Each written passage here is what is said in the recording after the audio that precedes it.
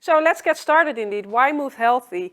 Not only is football fun, and I think sports should be fun, but unfortunately there's also some injuries belonging to that. That's the risk of the game. And we want to keep children participating in sports as long and as healthy as possible, because, you know, as injury-free as possible, it has benefits on the long term also. So that's what we're aiming for. Injuries have a big impact, both on health as well as on sport participation. So what you can see here, if children in early stages,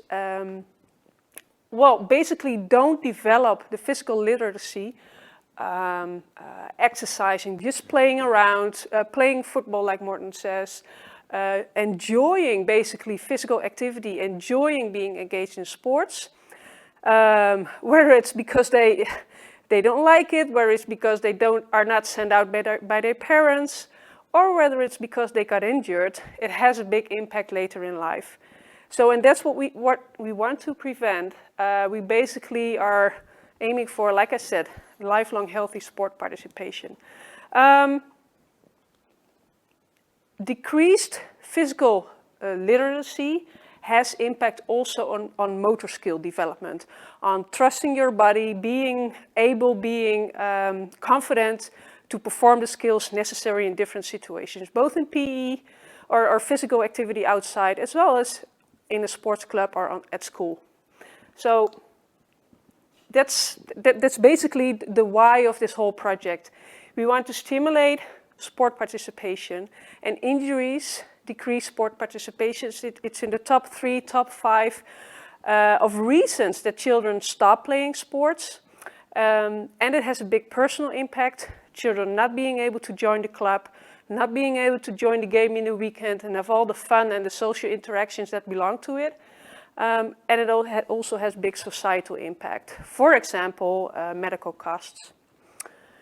So reasons enough to prevent injuries. I don't have the illusion that we can prevent injuries 100%, but still I think it's worth putting effort in it. And we're not putting effort in it by ourselves, but we do that together by the so-called term co-creation, because we think that coaches, PE teachers are able to tell us a lot of important information, and that when we work together, we come to better injury prevention routines, or maybe we should not even call it injury prevention routines, but just routines that stimulate motor skill acquisition, basically. So these are some of the potential groups, so to say, that we work with, and we think are important to think about the children. So what we did in our project is like I said, we discussed with the sport coaches and the PE teachers, what are your needs? They notice a lot of children are getting injured during PE class, during the football training, etc. And we discussed together, okay, how can we integrate some injury preventative aspects within the routines that you're already doing in your daily practice. So we developed educational materials like videos, in which we explain the motor learning parts, the injury prevention part of the routines that they are already doing themselves. So this is an example, a screenshot of the platform that we developed. This is a big jump towards all the way the end of the project. This is launched like last week, and we have developed 8 routines. Like I said, both for physical education as well as for coaching, like football and basketball in this case. And people can just go to this website, it's available already, and pick the routine that they want. And what we hope for is that the PE teachers, the coaches, are able, when they look at the routines, to work with it themselves and to be able to, that's like called self-control or autonomy, think about, you know, how can I use this in my own practice, and maybe even think about variations of what we are presenting.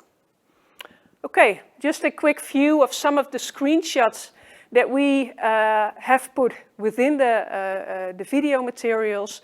You can go to the website www.movehealthy.eu and have a look at it yourself. And it's, I think it's a unique part that we integrated motor learning and prevention into physical activity and sports.